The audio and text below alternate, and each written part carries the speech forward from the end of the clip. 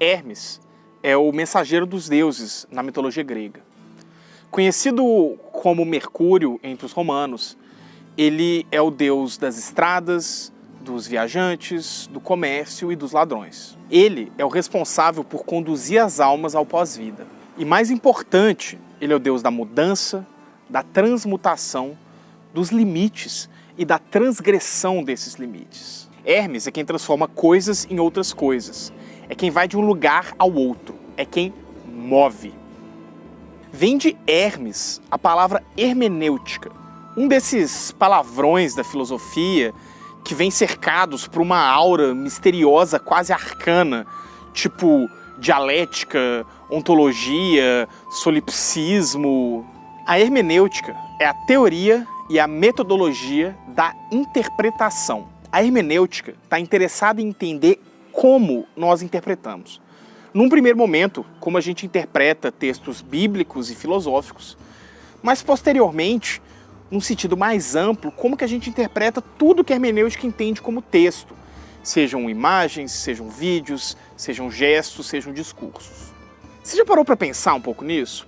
Quando você estava lá no 8º ano, tinha aquela parte da sua prova de português que era de interpretação de texto. Você já parou para pensar com calma o que exatamente o seu professor queria que você fizesse quando ele falava em interpretar um texto? Interpretar um texto é extrair um sentido profundo dele, que é invisível ao olho nu? É tentar entender o que o autor quis dizer? É entender como que um texto se relaciona com a sua própria vida? É todas essas coisas? Não é nenhuma delas? Bom, essas perguntas, com mais várias outras, são o que levam pessoas desde a Grécia Antiga a se dedicar ao estudo da hermenêutica. Em resumo, a hermenêutica busca, assim como Deus quer dar nome, transformar uma coisa em outra coisa. No caso, transformar o que ultrapassa a compreensão humana em algo que essa inteligência consiga compreender. Mas será que entrando na terceira década do século XXI, num planeta com 7 bilhões de pessoas interconectadas 24 horas por dia, numa rede de nós infinitos, compartilhando em 1 hora mais informação do que os gregos que idolatravam Hermes compartilhavam em 100 anos, ainda faz sentido pensar numa hermenêutica? Ainda é possível interpretar um texto? E se não for, o que resta pra gente? No vídeo de hoje, a gente vai olhar para um abismo. Talvez ao final, ele olhe pra gente de novo. O ato de interpretar parece algo muito óbvio para uma pessoa adulta. A gente pode se arriscar até a achar que é algo natural. Esse processo de pegar algo que não é plenamente compreensivo e tentar transformar aquilo em algo que a gente entende é algo que a gente aprende a fazer desde criança e faz o tempo inteiro na nossa vida. Quando a gente vai participar de uma entrevista de emprego, por exemplo, a gente interpreta as perguntas do entrevistador. Ou seja, a gente tenta entender quais que são as intenções por trás daquelas perguntas. Qual que é a resposta que ele quer que a gente dê para a gente conseguir a vaga.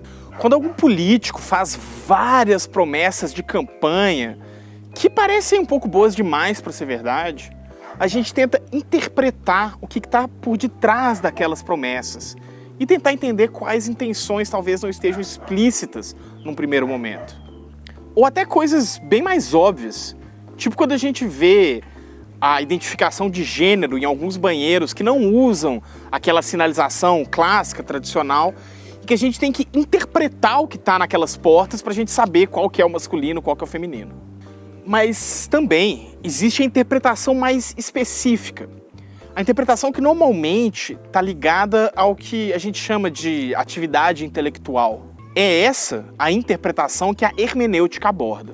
Os processos mentais, pressupostos metodológicos e fundamentações teóricas que guiam a forma que filósofos e pensadores interpretam o mundo. E é engraçado, porque é uma hermenêutica que está tão introjetada na gente que a gente sequer pensa nela enquanto uma construção histórica e social. Toda essa ideia de que a gente consegue entender o mundo através de hipóteses que vão ser testadas e verificadas se são reais ou não, são ligadas a um modo de pensar que é essencialmente iluminista. A ideia de que tudo no mundo pode ser explicado através da racionalidade humana se submetido a uma análise metódica. Essa hermenêutica pode, talvez, ser resumida numa das frases mais célebres do iluminismo, o cogito ergo sum, o famoso penso, logo existo, de René Descartes. A gente raramente para pensar no que essa frase significa de verdade. Mais do que atestar que a constatação da nossa existência pode ser verificada pelo nosso raciocínio, ele coloca que esse raciocínio é justamente o motor da existência. Penso, logo existo. Existo porque penso. A minha racionalidade é a régua que mede a minha existência. E, portanto, e aqui está o salto principal, tudo que existe é cognoscível para mim. Pode ser entendido pela minha racionalidade. Porque eu sou um ser humano racional e consciente. Essa hermenêutica pode ser entendida, e foi entendida por vários autores, como uma hermenêutica da profundidade. A ideia de que a investigação, o ato de se debruçar longamente sobre um objeto, formulando hipóteses, conduzindo experimentos, seria uma forma de descobrir a verdade profunda sobre aquele objeto. Sabe aquela imagem famosa do iceberg e tal? É um pouco por aí. E repara que até hoje essa hermenêutica ela compõe o nosso senso comum. Para a gente estudar muito um assunto é mergulhar nele, é se aprofundar, é entrar na toca do coelho.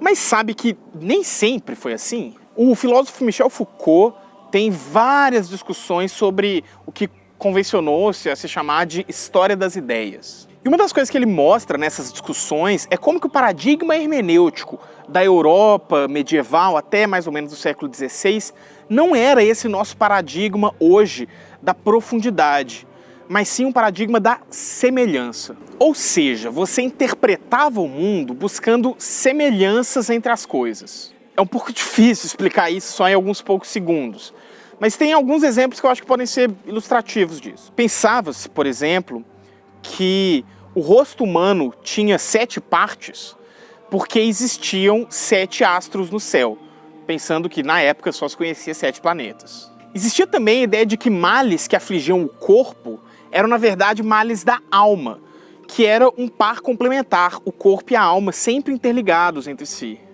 e que o que acontecia com um, acontecia com o outro. Muito da medicina medieval, inclusive, era baseada nesse paradigma, mas isso daria um vídeo inteiro por si só. O que eu quero que você entenda, antes da gente avançar, é como que essa ideia de interpretar algo como ir fundo, mergulhar no assunto, é uma construção social e histórica. É a hermenêutica do iluminismo, mas não é a única hermenêutica possível. E talvez hoje ela nem seja mais uma hermenêutica possível. Então, apertem os cintos, que a coisa vai começar a ficar um pouco densa agora. O século XIX foi um século extremamente atribulado para o pensamento ocidental. Em meio às últimas revoluções burguesas e às primeiras revoluções proletárias, as guerras napoleônicas, o colonialismo na África e na Ásia, muita coisa aconteceu. E 3 nomes, especialmente, deram início a uma série de transformações do pensamento ao longo do século XX que levariam a uma desconstrução total da hermenêutica da profundidade. Eram eles: Sigmund Freud, Karl Marx e Friedrich Nietzsche. Olha, cada um desses 3 caras tem uma obra gigantesca. Mais do que uma obra, na verdade. Eles inauguraram campos discursivos inteiros que influenciaram literalmente tudo que foi produzido na filosofia depois deles. E a obra de cada um deles é radicalmente diferente da outra. Mas eu quero chamar a atenção para um aspecto no qual a obra deles em alguma medida se aproxima, na crítica da racionalidade e da profundidade. Marx, Freud e Nietzsche, cada um à sua maneira, colocaram o homem como não mais o senhor da sua razão. Marx, na sua obra, elabora o conceito de ideologia. A ideia de que muito das nossas pressuposições, dos nossos modos de agir, da nossa produção cultural, não são produtos puros da nossa vontade, mas são, sim, construções discursivas que naturalizam as contradições sociais. Assim, o ser humano não é senhor da sua razão. Ele é alienado pela exploração que ele sofre e deve adquirir consciência de classe para superar isso. O Freud traça o seu famoso modelo da psique humana, dividido entre id, ego e superego. Nesse modelo, a maior parte da mente humana está num nível que não consegue ser acessado diretamente, que o sujeito não consegue alcançar só com o próprio pensamento. Seus desejos reprimidos, seus traumas, seus recalques, estão todos reprimidos pelas normas sociais e se manifestam de formas, às vezes, inesperadas, como tiques, como sonhos, como atos falhos, como até obras literárias. Assim, o ser humano não é senhor da sua razão. Os seus comportamentos são profundamente afetados pelo inconsciente sobre o qual ele não tem controle. E o Nietzsche, por fim, desenvolve o que talvez seja o conceito mais complexo que eu vou apresentar aqui hoje. A ideia de vontade de poder, ou vontade de potência. O filósofo nunca definiu de forma muito precisa esse conceito, e cada intérprete vai meio que entender ele de uma forma diferente. O conceito de vontade de poder já foi inclusive usado como uma das justificativas filosóficas para o nazismo. Mas de forma bem didática e bem resumida, o Nietzsche entende que os seres humanos são motivados por uma vontade de realizar toda a sua potencialidade. E assim, de novo, o ser humano não é senhor da sua razão. Ele é motivado por uma vontade que o impele a concretizar as suas potencialidades, mesmo que não de forma consciente. E não é só essa primazia da razão humana que é desconstruída por esses três autores. A ideia da interpretação da profundidade também é. O Nietzsche fazia essa crítica de modo bem direto, dizendo que a profundidade da consciência era uma invenção dos filósofos. A ideia dele é que se o filósofo tem que descer as profundezas, esse próprio ato de cavar faz o que parecia profundo se tornar, na verdade, raso. E que, portanto, não existe uma profundidade real, só uma ilusão de profundidade causada pelo desconhecimento do indivíduo. O conceito de banalidade, em Marx, traz uma ideia um pouco parecida. A ideia de que os segredos do capitalismo não eram mistérios arcanos escondidos por sociedades secretas. Pelo contrário, o capitalismo se manifestaria da sua forma mais pura justamente nos seus elementos mais banais. O dinheiro, o salário, os valores de troca e de uso, o capital. E mesmo na teoria psicanalítica freudiana, que parece ter um modelo baseado na profundidade, a ideia do consciente e do inconsciente, existe uma crítica desse modelo. Porque para a psicanálise, as manifestações do inconsciente estão sempre na superfície, nos tiques, nos atos falhos, nos sonhos. Bom, quando esses três autores propõem essas ideias, eles não necessariamente tinham plena consciência das implicações delas. É importante pensar, por exemplo, que tanto Marx quanto Freud entendiam isso que eles estavam fazendo enquanto ciência. E a obra de nenhum desses dois autores seria entendida como ciência hoje nos conceitos mais estritos do termo. Mas enfim, de qualquer forma, o que eu quero mostrar é que nenhum desses três autores tinha como intenção desconstruir esse paradigma da hermenêutica da profundidade. Ao longo do século XX, outros autores começaram a explorar a teoria desses três e a desenvolvê-las levando para diferentes caminhos. E acontece que esses autores começam a extrapolar essas proposições meio que ao infinito. Pensa comigo, eu não sou dono da minha razão. Para entender ela, eu preciso de entender o meu inconsciente, a ideologia ou a minha vontade de poder.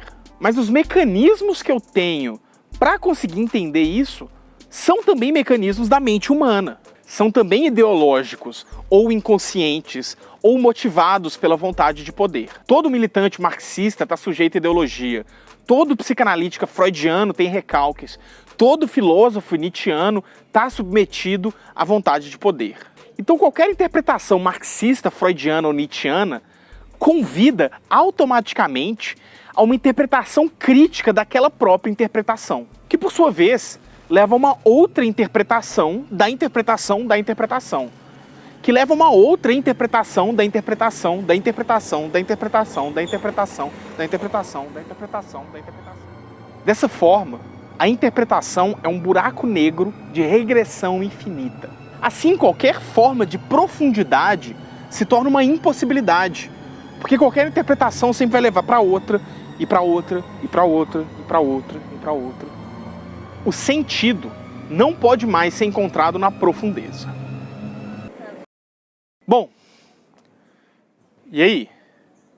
E aí que na segunda metade do século XX, toda uma geração de filósofos e pensadores começam a desenvolver uma nova hermenêutica. Talvez a gente nem devesse chamar de hermenêutica, mas que a gente pode entender como um novo paradigma interpretativo. Nomes como Michel Foucault, Jacques Derrida, Gilles Deleuze, Edouard Said e vários outros vão começar a olhar menos para a profundidade dos fenômenos e mais para a sua vizinhança. Talvez uma forma um pouco mais fácil de entender isso, pelo menos para mim, é olhar como que isso vai se manifestar na crítica literária e na teoria da literatura. É lógico que é mais fácil para mim. Eu falei, tipo, talvez a melhor forma de entender isso, não sei se é a melhor forma, né? A melhor forma pra mim, que é a minha área, né? Até a metade do século XX, acreditava-se muito num sentido do texto, na ideia de que existia uma verdade a ser extraída de qualquer poema, peça ou romance. O que exatamente seria essa verdade foi mudando ao longo dos anos.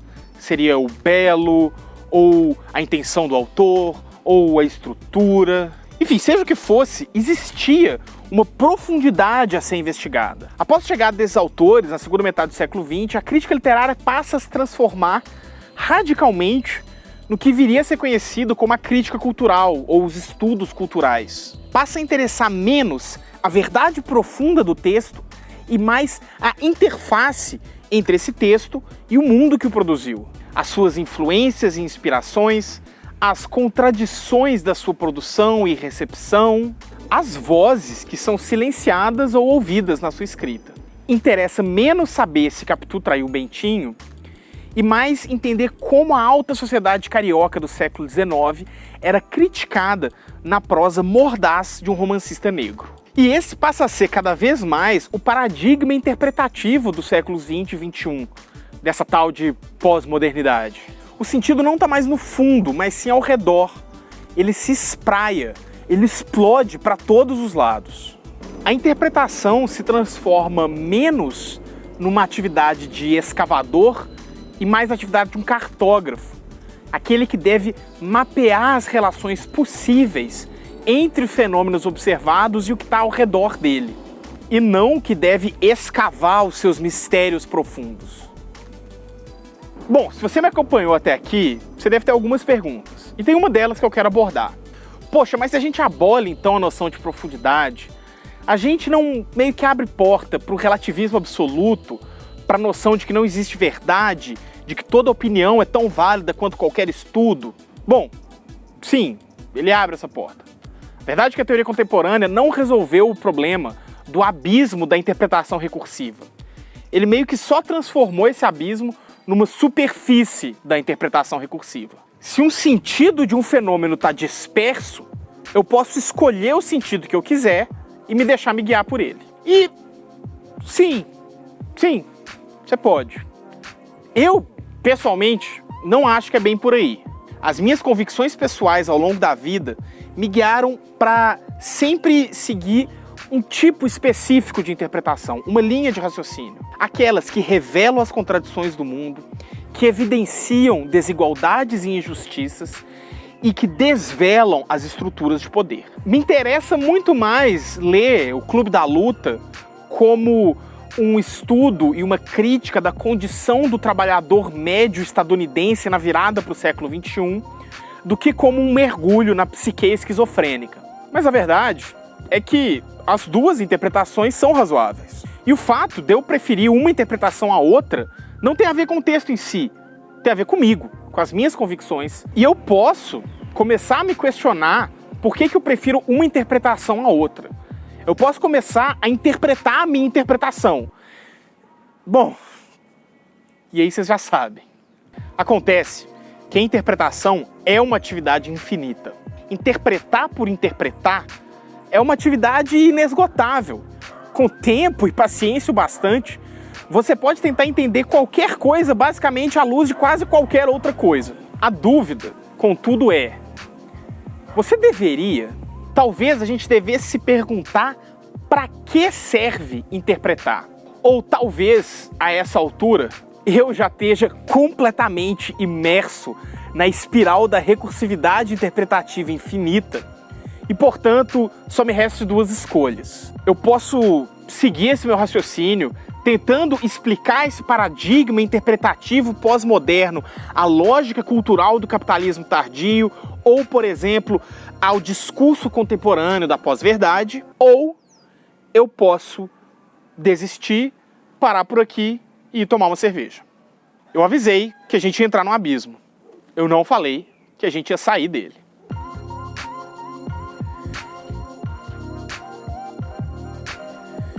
Bom, gente, esse foi um dos vídeos mais densos que eu já gravei e também um dos mais quentes. O sol aqui tá foda. E por incrível que pareça, eu tentei não ficar jogando muito as minhas referências no texto o tempo todo para não bagunçar. Mas, como sempre, nos comentários fixados estão todas as referências que eu usei para escrever esse roteiro, que na verdade é produto de uma matéria que eu fiz esse semestre no doutorado, que a gente discutia um pouco o que é interpretação hoje em dia. Esse vídeo é parte do Mimimídias de Verão, na sua terceira temporada, agora, 2019-2020, que a gente está gravando aqui nessa cidade de Ouro Preto, essa cidade linda, fabulosa, que a gente gosta demais. Então, se você não conhece Ouro Preto ainda, venha pra cá, vale muito a pena.